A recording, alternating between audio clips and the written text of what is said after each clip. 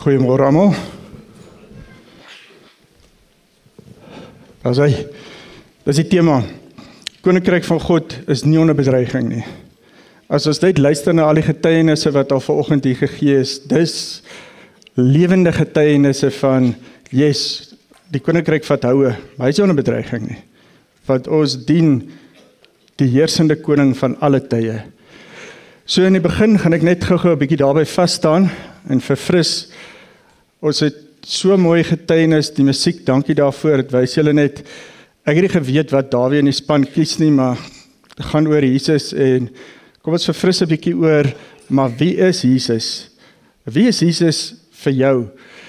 En daar is so baie wat ons daar uit kan vat, so ek gaan hierdie gedeelte uit Daniël 7 uit net lees, en ek gaan dit stadig lees, dat elke een van ons kan internaliseer van wat al daai tyd voorspel is, en geprofeteer is, en hoe dit in vervulling gekom het. En hy sê, I saw in the night visions, and behold, with the clouds of heaven, there came one like a son of man, and he came to the Ancient of Days, and was presented before him. And to him was given dominion and glory and a kingdom, that all peoples, nations, and languages should serve him.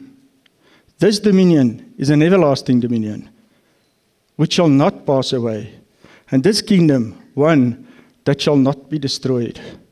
Dis wat ons nou net gesing het, en ons leef nou aan die ander kant van toe daai koninkryk kom vestig is. Wie is Jesus? Gaan ek bietjie vir julle opsom. Daar is so magte om dinge wat ons kan sê oor hom, maar hierdie gedeelte in Kolossense som dit vir my so mooi op, wat sê, he is the image of the invisible God, the firstborn of all creation. Onthou, ons kon, Johannes sê, hulle kon aan hom vat. For by him all things were created, in heaven and on earth, visible and invisible, whether thrones or dominions or rulers or authorities, all things were created through him and for him. Laat dit bietjie insink, wie is hierdie koning, wie is hierdie Jesus, wie ons dien? Hy was van die begin af daar. And he is before all things, and in him all things hold together. And he is the head of the body, the church. Hy is ons hoof. He is the beginning, the firstborn from the dead, that in everything he might be preeminent. Hy is eerste. For in him all the fullness of God was pleased to dwell, and through him to reconcile to himself all things, whether on earth or in heaven, making peace by the blood of the cross. Just, dit is vir my baie kragtig. Ek hoop hierdie woord val vas in julle harte, want daai saad van Jesus in ons is in elke een van ons geplant. En daai mosterdsaadjie raak hierdie massiewe boom. En dis God wat dit laat groei, en dis hierdie woord wat miskien daai saadjie so 'n bietjie krag gee, want dis die krag wat binne in hom is, wat binne in elke een van ons is. En dan hierdie woorde wat ons almal ken, maar weer eens, laat dit net weer 'n bietjie by julle vasvat. Toe Jesus, hy's gekruisig, hy het opgestaan, hy's besig om net voor hy opvaar, en hy sê vir sy disippels, waar hy nou vir hulle sê, hulle moet uitgaan en disippels maak van alle nasies. Dis nou disippels van hom. So hy moet hulle aan hom voorstel, sê hy, all authority in heaven and on earth has been given to me.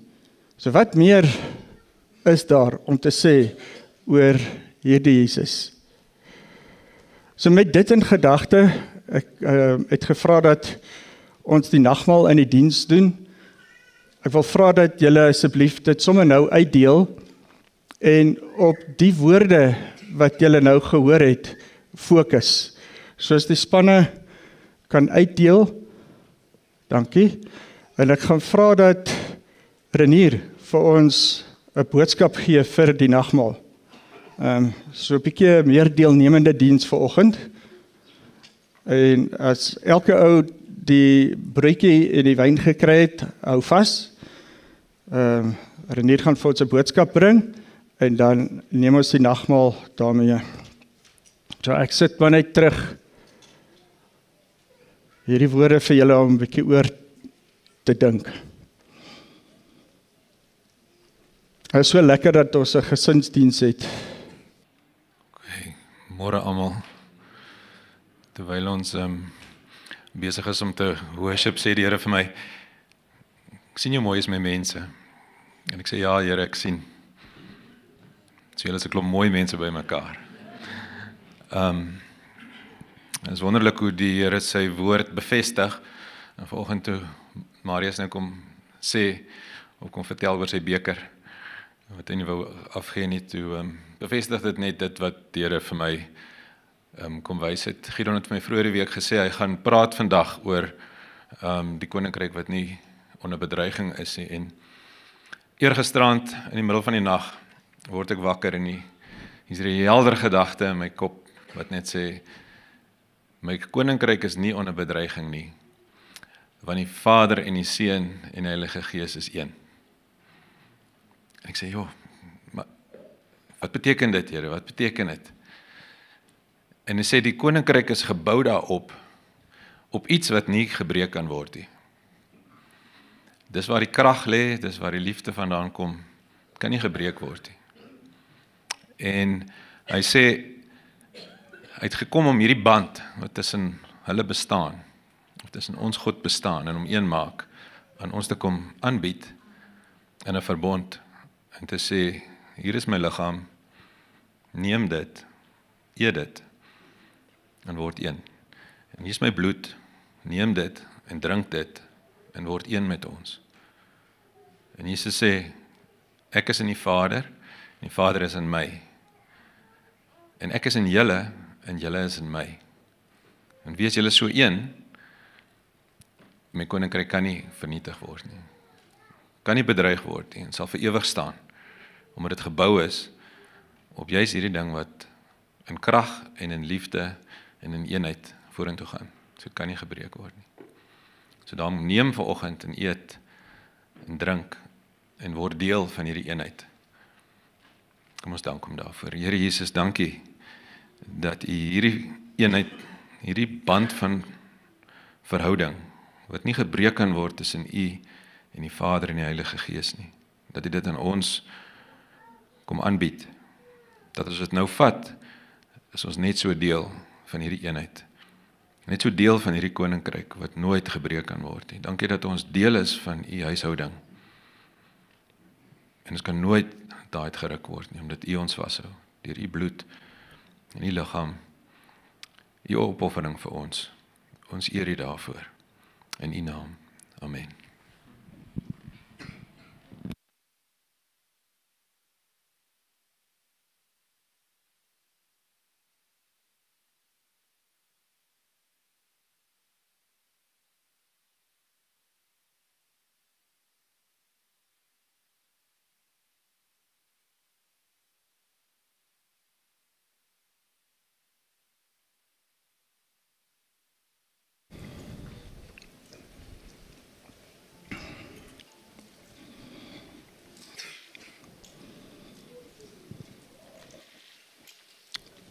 Daar sê, ons gaan aan. Ons kyk 'n bietjie na die koninkryk van Jesus. En ek haal aan uit 1 Johannes 2 uit. En die deel het my opnuut getref en die eerste keer toe ek gevra is om vanoggend se diens, want dit was 'n gesinsdiens te hanteer, toe kom hierdie skrif by my op, waar hy skryf, en ons weet dat daai brief van Johannes is nie bekend aan watter gemeente nie, so is geskryf en eintlik gesirkuleer onder 'n klomp gemeentes, so ons is een van hulle. Ons is een van die gemeentes vir wie hierdie brief geskryf is. En hy sê hierso in, ek skryf aan julle kinders, omdat julle sondes vergewe is op grond van sy naam. Presies dit wat hy gekom het om te kom doen. En ek vra, dat die ouers, die vaders, ons moet so kyk na ons kinders, want Jesus het dit gedoen. Hy sê, ek skryf aan julle vaders, omdat julle hom ken, wat van die begin af was. En hy sê, ek skryf aan julle jong mense, omdat julle die bose oorwin het. En in die Joodse kultuur, as hulle dan vasmaak in digkuns, dan herhaal hulle dit. Dan gaan hy aan, dan sê hy, ek skryf aan julle kinders, omdat julle die Vader ken. Hoekom ken hulle die Vader? Presies dit wat ons vanoggend gelees het, met die inseëning, waar die pa namens die ma en die pa in daai gesin, die belofte aflê en sê, maar ons sal met ons kinders praat, wanneer ons sit, wanneer ons staan, wanneer ons op die weg is, dis hoekom hulle die Vader ken. So die vaders se boodskap is presies dieselfde in al twee van hierdie. Ek skryf aan julle vaders, omdat julle hom ken, wat van die begin af was. Ons moet verstaan, ons as ouers, wat is ons rol in hierdie. En dan gaan hy en hy sê weer vir die jong mense, en hy voeg by oor hoekom hulle oorwin het. Hy sê, omdat julle sterk is, en die woord van God in julle bly, het julle die bose oorwin. Ja, dit is vir my baie spesiaal. En kom ons kyk so na mekaar binne in 'n gesin. Soos wat hy na ons kyk. Ons kyk so na ons kinders, en ons kyk so na die jong mense, want die vaders was ook, en die moeders was ook jong mense. En ons het hierdie pad gestap. Dit is regtig vir my baie spesiaal. Ek hoop, dit maak vas binne in julle. So laas Sondag, toe sluit Gers die diens af, en hy vra, hy het so 3 vragies gelos, ek weet nie of julle kan onthou wat die vragies was nie, maar het my in my hart nogal getref. Ek gaan net een van hulle nou hanteer. Hy sê toe hierdie, wie is jy? En ek vra vir julle, maar wat is die antwoord? Ek weet nie hoeveel van julle het bietjie by hierdie vraag gaan vassit nie, maar is duidelik 'n baie eenvoudige antwoord. Hy sê, jy is wie jy glo jy is. Dis is so moeilik, ek kon dit verstaan. Maar die volgende ding wat toe by my opkom is nou, vir wie glo jy wie jy is? En ek dink dit is die kern. Daar's soveel inputs in ons lewe en terugvoer oor om te sê, maar wie is ek? En eintlik moet jy net steur aan wat sê God, wie is jy? En ek wil vir julle vra, elke keer as jy by 'n uitdaging in jou lewe kom, gaan terug na hierdie, wie is jy? Gaan terug na wie sê, hy is jy. En bietjie verder in hierdie Johannes, praat hy van, hy sê, as jy in Jesus glo, dat hy die een is wat alles kom regmaak het, die seun van God, dan is jy lid van die koninkryk van Jesus. Dit is baie eenvoudig. Ek kan dit ook doen. Elke een van ons kan dit doen.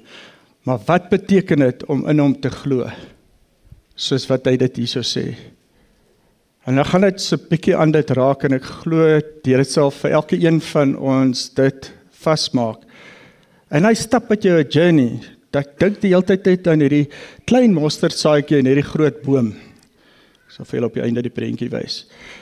So hier sê hy in 1 Johannes, everyone who believes that Jesus is the Christ has been born of God. Jy's in die gesin. And everyone who loves the Father loves whoever has been born of him. Dit moet tog logies wees. Maar kyk hier, ek weet nie of julle al hierdie by julle, hy sê, by this we know that we love the children of God. Wat Renine volgende gesê het, kyk hoe mooi is julle, maar is elke een van julle lief vir die ander een hierso, of soos 'n bietjie wrywing. Nou, hy sê, hoe weet ons dat ons mekaar lief het? Want ons doen wat hy sê. When we love God and obey his commandments, dis nie eers asof ek iets met jou doen nie. Dis my verhouding in God wat daai eenheid bring tussen ons en maak dat ons vir mekaar lief is. Dit is nogals diep. Ek hoop dit tref julle ook soos dit my getref het. For this is the love of God, that we keep his commandments. And his commandments are not burdensome. Hoekom nie? Want ons is lief vir hom. Dis mos maklik om iets vir iemand te doen vir wie jy lief is. Dis nie eens 'n opdrag nie. Dit kom natuurlik. Jy wil dit doen. Hy sê, everyone who has been born of God overcomes the world. Dis hoekom die jong manne dit kan doen, want hulle is wedergebore. And this is the victory that has overcome the world. L5, kern tot dit weer. Wie is jy? Jy is wie jy glo jy is. Jy is wie hy sê jy is. Daarom kan jy overcome. Hy sit dit binne in ons. Vat dit asseblief. Who is it that overcomes the world except the one who believes that Jesus is the Son of God? Dis nie kompleks nie. Dit is ons kinders, almal wat in hierdie diens, hierdie gesinsdiens is, dis waar vir elke een van ons. Ons glo, en ek vra vir julle, wat ook al ons vir mekaar sê, bou mekaar se geloof. Die ergste ding wat ons aan mekaar kan doen, is om iets te sê wat 'n ou se geloof laat twyfel. Moenie dit doen nie. Jy sal nie daarvan hou nie, en dis ook nie waarvoor ons geroep is nie. Kom ons bou mekaar se geloof. Dit is die fondasie. Hy het dit in ons gesit. Dan sê hy, nou ons weet, ons is in sy koninkryk. Ons weet, ons sonde is vergewe. Hy maak ons vry, omdat as ons hom dien, en ons is in hom, dan sy woord is in ons, sal ons weet wat is die waarheid, en die waarheid gaan ons vry maak. En as hy jou vry maak, dan is hy werklik vry.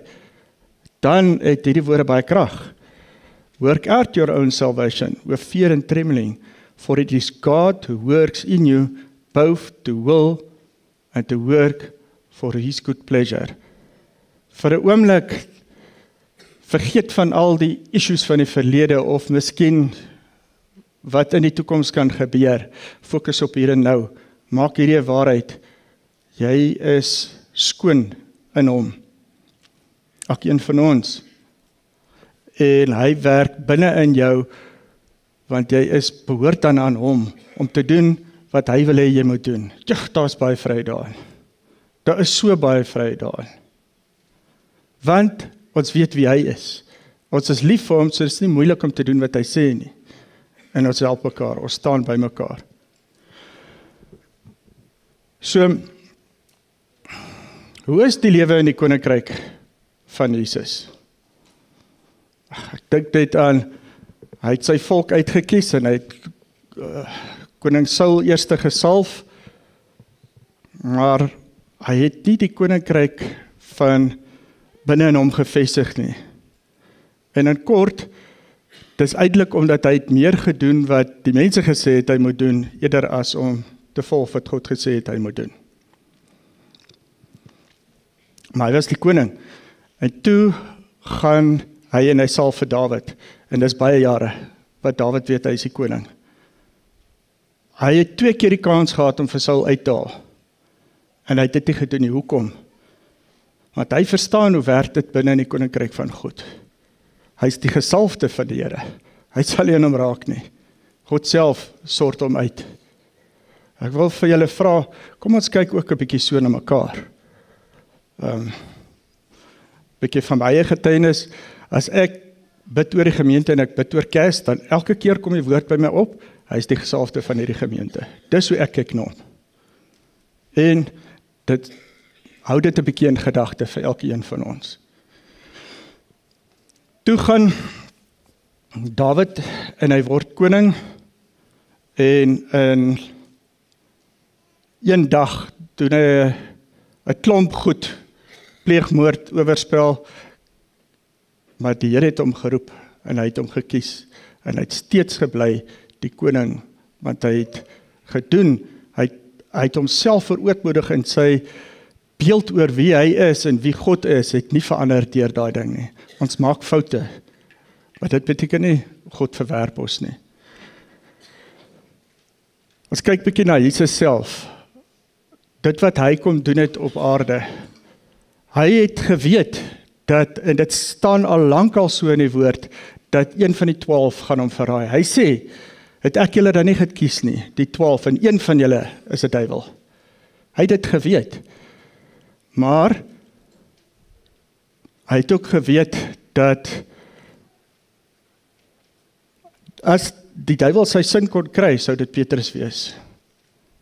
En hy het vir gebid en gesê, maar laat dit net nie hy wees nie. In die aand toe hulle nou laaste nagmaal hou, hy gee vir Judas die brood, en die duiwel gaan in hom en hy sê vir hom, goed, doen wat jy moet doen. Jesus het presies geweet wat gebeur. Hy het nie daar hom bevry van die duiwel nie. Hy het presies geweet wat gebeur, hy kon. Maar die wil van God was gewees dat hierdie moet gebeur, sodat ons in hierdie vryheid kan leef. Ek wil graag hê dat ons almal moet verstaan, die mag van die bose is onder die heerskappy van God. Hier is aktiewe geveg in die geestelike realm, wat nie almal van ons van weet eens nie, en dit is belangrik, en ons dank dies wat daarin staan. Maar ons moet ook verstaan, dat daai is alles onder die krag van Jesus. Hulle herken hom, hulle herken sy koninkryk. So, volgende ding, wat ek dan wil sê oor praat is die vroeë kerk in vervolging. Jesus is dood, hy het sy gees oor hulle geblaas, en 11 van die 12 apostels word vermoor. Maar die kerk groei, hoekom? Want die koninkryk van God is nie onder bedreiging nie. Die Romeinse keiser kom, die brand, blameer die Christene, vermoor hulle, maar die kerk groei. Hoekom? Want die koninkryk van God is nie onder bedreiging nie. Mense gaan dood, mense word, as ek kyk na die vroeë kerk in vervolging, en daarna, al deur die eeue heen, ek het maar net sommer 2 name hier gesit, van mense wat hulle lewens gegee het, om eintlik in die koninkryk te wees, wie God op hulle hart gelê het om te wees. Daai mense het gesterf, maar wat daar uitgekom het, is eintlik, dit is soos 'n ontploffing in die koninkryk. Jim Elliot, vir die van julle weet of nie weet nie, hy het in Suid-Amerika, was daar daai tribe toe gegaan wat 'n verlore groep was, en hy wou eintlik na hulle toe bring. Hulle het nog nooit ander mense gesien nie, en hulle is vermoor. Eintlik almal van hulle wat in daai vliegtuig is, maar na dit het hy het so gesegde gehad toe hulle vir hom gesê het, hy het dit eintlik by iemand anders ook gekry. Nou, hoekom gee jy jou college lewe op? Jy is hierdie belovende student en jy gaan doen sending. En toe sê hy vir hulle, he is no fool who keeps what he cannot keep to gain what he cannot lose. En dit is eintlik waaroor dit gaan. En dit inspireer sendelinge oor die eeue wat dan daarna gekom het.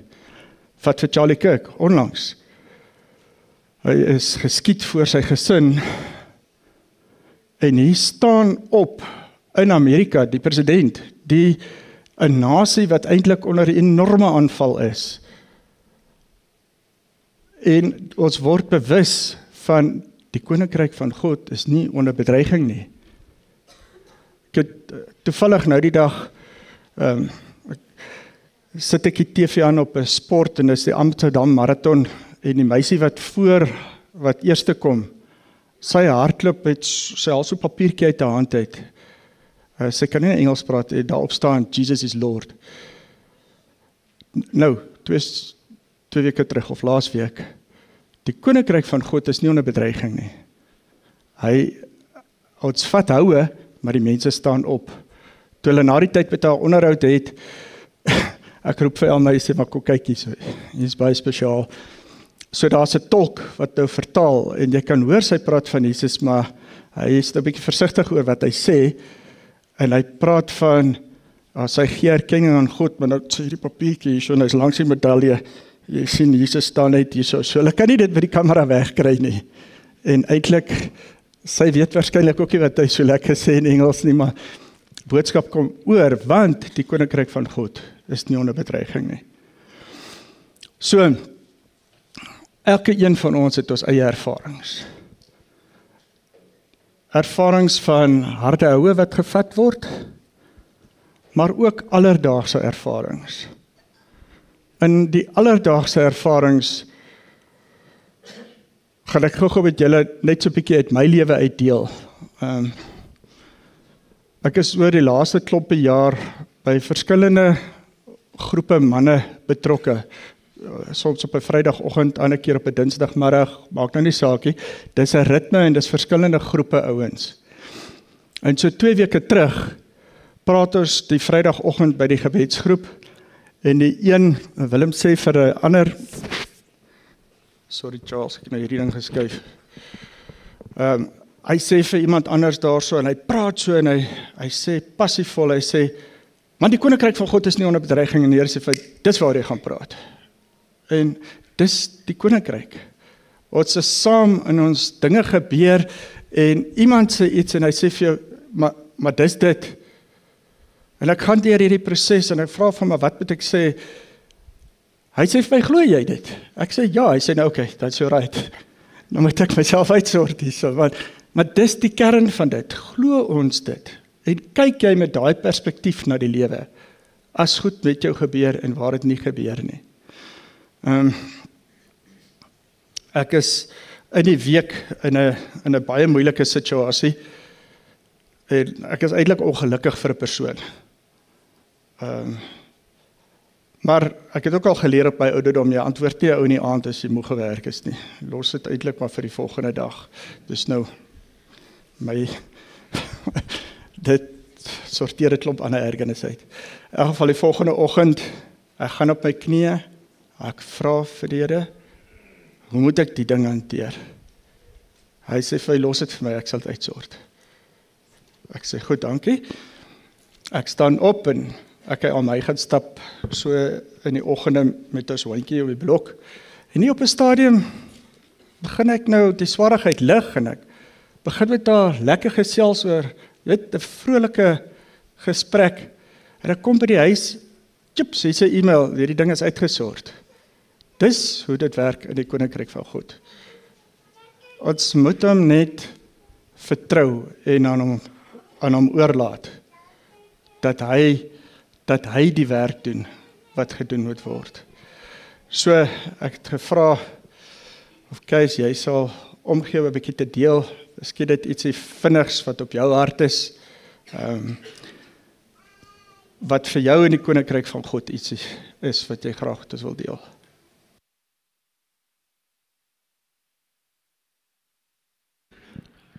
Dit wat my geweldig opgewonde maak is die feit dat ek nou 'n paar keer al gesê, as ek teruggaan in die werklikheid van ons lewe, die laaste van COVID af. Ek meen, ons bid vir mense, ek kan nou Manfred en ons sien hoe die Here ons uit die ICU uithaal, ouens wat letterlik by die dood omdraai. Skielik raak my broer siek met COVID en ek meen, maak saak wat ons doen nie, hoe ek bid, ek meen, niks werk nie. En daar's geen plek in die hospitaal nie en ek sien ek gaan agteruit hardloop rond, ek meen, ek kry 'n suurstofmasjien in die hande, weet en dit is 'n hele storie. Maar ek weet hom as die een ding van, hy was deel van 'n intercessiespan. Hy is nie die voorop ou wat die voorop nou gepraat het en gepreek het nie, maar hy is die ou wat standvastig kon staan saam met God, hy pad kon loop. Hy was die ergste. As die Here, ek kan nie my broer help nie. En uiteindelik toe die begrafnis verby was, ek moet alles self doen, weet jy, moes dit in ons begelei deur dit. En die Here sê vir my, hy het oorwin. Hy is nêrens heen, hy is by my. En die Heilige Gees begin praat met ding van dat die koninkryk van God kan nie oorwin word nie.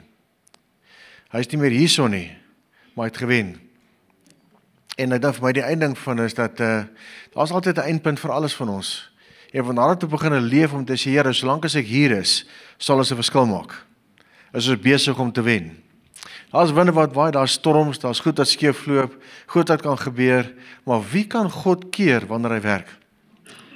En daarna het my gevat na 'n plek toe, dat ek moes my skoonsister help, ons moes, weet die kinders is, jy kan verstaan, die kinders is verpletter. En hulle moes gehelp word, daar's klomp goed wat moes gebeur, waar hulle moet opstaan in die lewe, stadig maar seker weer, hulle plekke beginne vind. Maar weet jy wat? Aan die einde van die dag, weet ek, hy is besig om bo te organise. Weet jy wat doen nie, maar ek dink hy sal daar op die rekenaar besig wees iewers. En ek het nie die prentjie wat ek graag vir jou gee van is dat ons op dieselfde pad soontoe. Jy kan nie op jou journey opgee nie. En ook hier, as winde kom, wat Gideon sê is, hoeveel keer kom ons by 'n plek waar ons doen dit met die ouens uit die koninkryk van duisternis wat geweldige gemeente aanval. Ek wil nie baie op uitbrei nie. Al wat ek kan sê is, elke keer as ek staan voor daai massiewe uitdaging, kan ek sê, Jesus, U het aan die kruis hierdie ding oorwin. Hoe doen ons hierdie ene? Ek kan dit altyd beskou of sê my seun, los dit vir my. As jy neem jou plekkie in, jy neem jou gesag op, los dit vir my. Ek wil vanoggend moet weet, ons is op oorwinningspad. Maak jou hart reg. Hou op verkeerd dink oor jouself. Wat die vyand wil doen is, hy probeer twyfel saai in jouself. Sê, nee man, jy kan dit nie maak nie. Jy is te sondig, jy is te dit, jy is te dat. My beroep elke dag is, ek is vergewe en gewas deur die bloed van Jesus. As ek 'n foutjie maak, weet God daarvan, hy help my om dit uit te sorteer en ons wen alweer. So, elke dag wen jy alweer. Elke plek wat jy sê, Here, ek het kwaad geword, ek het hierdie teksie gevloek, of wat jy ook al gedoen het, bely hom, jy wen alweer. Kan jy so uitkom? Ek wil van dat, dis die laaste wat ek graag van gee is. So my leefstyl is, elke keer wanneer ek bely en God my aanraak, het ek alweer gewen. Die koninkryk van duisternis kon nie die dag maak nie. Hy maak dit net as jy die leuns begin glo en daarvolgens begin leef. So my uitdaging vir jou is, dis my belewenis van die koninkryk. Van ek wen alweer. Elke keer as ek na Jesus te draai. Okay.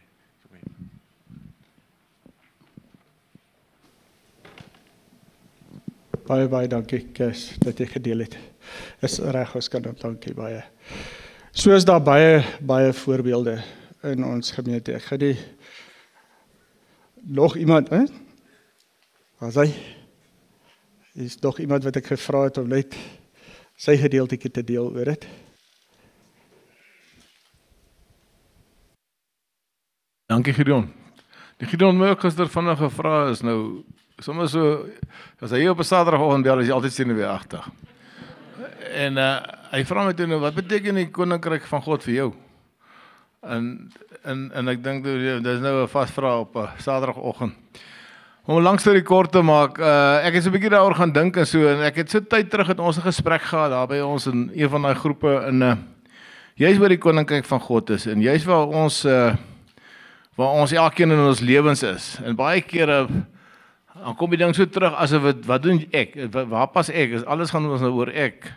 En dit is toevallig as ek nou in my Bybelstudie of in my persoonlike reis in die woord is ek nou in Efesiërs en dis ek nou gisteroggend nou lees oor wat Paulus hier so sê, dit is nie die gevolg van hele dade nie. Niemand kan daaroor groot praat nie, dis nie om gered te word. Want ons is God se handewerk. Hy het ons in ons eenheidsband met Christus so gemaak dat ons die goeie werke wat hy vir ons bestem het kan uitlewe. En ek besef ek is nie deur myself, dis nie my skuld dat ek hier staan nie. Dit is die Here se besluit gewees. En ek is hierso omdat ek sy goeie werke wat hy vir my bestem het moet uitlewe. En dis ek nou aangaan is en as jy kom by vers 13 en hy sê, julle is dis nie meer uitlanders en bywoners nie, maar medeburgers van hulle wat aan God behoort. Ja, julle is lede van God se huisgesin. En deur julle verhouding met hom word julle ook saam opgebou tot 'n gebou waarin God deur sy gees woon. Maar ek besef toe net dat dit waar ek is in my persoonlike lewe is in my verhouding met God, dis eintlik waar die koninkryk van God is. En eintlik besef ek nou die koninkryk van God is waar ek gehoorsaam is. Dan is ek in die koninkryk van God. Dis waar God sy koninkryk op aarde sien, is ons wat gehoorsaam is om te doen wat hy wil doen. En ons kry nie uit elke dag reg nie, maar solank ons deur die genade van Jesus Christus en die vergifnis van God kan lewe so dat ons deur hom gehoorsaam kan wees, kan hierdie koninkryk op aarde nooit wankel nie. Want God kan nie wankel nie. So ek is regtig op 'n plek wat ek besef is, hierdie kom nie uit myself uit, hierdie kom van God af, en dit is al wat ek kan doen is om gehoorsaam te wees. En om gehoorsaam te wees is, amper seker om vandag vorentoe te kom, maar, dankie.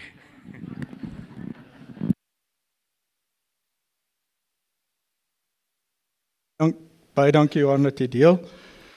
Daar is, soos ek sê, baie ander voorbeelde. Ek gaan nie uitbrei terwille van tyd nie. Ek wil tog een noem. Dit is nie nodig om daaroor nou verder te praat nie. Maar ons weet van Ben se ongeluk. Ek sien vir daai gesin, 3 van hulle, en as ek na hulle kyk, is hulle soos pilare. Hulle is vir my soos pilare in hierdie gemeente. Dis 'n erge hou wat ons gevat het, maar hy het klomp mense opgestaan agter hulle by die skool en in die gemeente. Dis die koninkryk. Dis graag wat ek met julle wil deel. Dis elke een van ons se journey wat dit is. So net om 'n bietjie aan te sluit by die reeks wat Kees nou gehad het oor die laaste tyd. Hoe lyk die einde? En hoekom het ons soveel vertroue om te sê dat die koninkryk van God, hy is nie onder bedreiging nie. Ek lees veel uit Openbaring uit. Then the 7th angel blew his trumpet, and there were loud voice in heaven saying, the kingdom of the world has become the kingdom of our Lord and of his Christ, and he shall reign forever and ever. Daai lied wat ons laaste gesing het, het was gesê van die koninkryke van die nasies is in opstand. Nou kyk wat gebeur op die einde. Verder. They will make war on the Lamb, and the Lamb will conquer them. For the Lord of lords and the King of kings, and those with him are called, chosen and faithful. Vanoggend bid ons voor die tyd, is vir so mooi en hy sê maar, hy sien die skrif aan die muur is, be faithful. En dit herinner my aan wat ek hier gesit het. So baie dankie vir daai. Ek sluit af met hierdie laaste paar gedagtes uit Hebreërs 10 uit. Hy sê, for you have need of endurance, so that when you have done the will of God, wat Johan ook nou net gesê het, you may receive what is promised. For yet a little while, and the coming one will come, and will not delay. But my righteous one shall live by faith. Dit wat ons glo wat hy vir jou sê. And if he shrinks back, my soul has no pleasure in him. But we are not of those who shrink back and are destroyed, but of those who have faith and persevere our souls. Asseblief julle, kom ons vat mekaar se hand. Ons staan vas. Ek het een oggend in my wandel, toe kry ek hierdie deeltjie in nummer 11. Dit is ek hou daarvan om letterlike vertalings te lees, so dit is kom ek nou soveel hierdie aanhaal. Dit is in die NASB 2020 wat hy so staan. Hy sê, now the people, dis nou in die kamp, hulle is in die woestyn, en die mense murmureer, hulle kla. Hy sê, now the people became like those who complain of adversity in the ears of the Lord, and the Lord heard them, and his anger was kindled, and the fire of the Lord burned among them, and consumed some of the outskirts of the camp. Dit het my diep getref. Daar kom, as daar lang genoeg swaar kry is by mense, dan raak dit 'n gewoonte om te kla. En hy hou nie daarvan nie. Hoekom nie? Want dit wys dat ons nie op hom vertrou nie. Maak nie saak wat met ons gebeur nie. Kom ons staan vas. As julle dit hoor, onthou net, dis 'n teken dat ons nie op hom vertrou nie. Hy gebruik nie 'n klein woordjie, hy praat van adversity. Dit is nie sommer toets nie, dis beproewing. Maar kom ons wees versigtig om 'n gewoonte te maak van om te sê, nee wat, dis nie so maklik nie. Dis daai tyd van die jaar. Hierdie tyd van die jaar is mense moeg. En ons vat mekaar se hand en ons spoor mekaar aan. Ons het GLS gehad, dit is nou by tweede laaste slide. En daar was die laaste praatjie, dit was aangebied hier by die kerk, was eintlik 'n aangrypende getuienis van 'n man in die Midde-Ooste, Arabier. En hy praat van dat hy werk al, hy was eintlik in die tronk gewees, hy is al 30 jaar besig met vlugtelinge. daarso in die Midde-Ooste, Jordanië praat hy van, waar daar 3 miljoen vlugtelinge daar deurgaan. In al die oorloë, jy weet, dit is al lankal wat daai oorloë aan die gang is. En op 'n dag, hy het by die ministerie begin en 8 jaar in die pad af, dis so op en af en hy kan net nie meer verder nie. En hy kry hierdie skrif. En hierdie skrif, dis nou in 1 Korintiërs 16 vers 9. Hy sê, "For a wide door of effective work is opened for me." En hy vat dit en hy sê, "Maar joh, dit is vir my hierdie. Daar's 'n wide door. Die deur is groot oop. Ons moet daar deur gaan vir effektiewe werk en dis oop en dis vir my en vir jou." Maar die tweede deel van daai vers sê, "And there are many adversaries." Ons moet verstaan die doel van die teenkanting vir ons is om jou te stuit om vorentoe te gaan. Dit is beter om in oortuiging van jou hart vorentoe te gaan en maar 'n foutjie te maak as om te loop stil staan. Ons moenie toelaat dat ons stil staan nie. Vat mekaar se hand. Dit is daai tyd van die jaar wat ons mekaar moet help net oor hierdie laaste hekkie. Hierdie sluit ek mee af. Dit is ook dit is so mooi vir my gewees. Ja, vriend, toe Pieter Ploy oorlede is, ek is in afsondering gewees die dag, en toe ek hoor, maar okay, hy is oorlede toe, onmiddellik kom hierdie skrif by my op. Hy sê, "I fought the good fight, I finished the race, I've kept the faith." Dis waaroor dit gaan. Dis al waaroor dit gaan. En ons bly in die geloof, maak nie saak wat nie, want die teken van sukses is nie of jy wen of nie, dit is of jy in die geloof tot op die volleinde is. Toe sê hy, "Henceforth there is laid up for me a crown of righteousness." Wat is die righteousness? The just shall live by faith. Wat uit die geloof gebly, né? "Which the Lord, the righteous judge, will award to me on that day, and not only me, but also to all who have loved his appearing." Dit is vir elkeen van ons. Weet julle, in die tyd wat ons leef, dink ons, die kroon is net vir die ouens wat op die podium staan, of die ou wat wen. Dis wat hier staan nie. Daai oorwinningskroon is vir elkeen van ons wat hierdie reis voltooi in geloof. Elkeen van ons. En dit was vir my ook spesiaal, en dis ook iets wat in daai groepe waarin ons uitkom, in 'n praatjie uitgekom het, en ek kan dit deel met julle.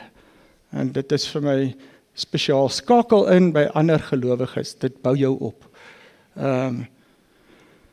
Ons vat mekaar se hand, en ons kan regtig sê, julle mag dit al gesien het, maar daai klein saadjie, Jesus vertel, die koninkryk van God is soos 'n mosterdsaad. Elke een van ons is iewers. As jy nou middel 20's of kom ek sê, 'n jong mens is, dat dink jy die koninkryk is net jy. Dis toe nie so nie. Die ouens is bewus van hulle self, en dis is so nie, dis baie weier, jy's vry. En as jy ouer raak, dan is dit 'n boom waarin ander skade weer vind.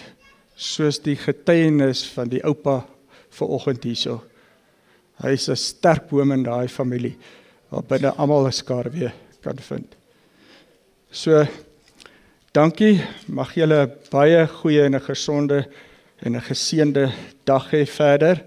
En asseblief, as enige iets jou vang, enige iets jou onthou, die koninkryk van God is nie 'n bedreiging nie.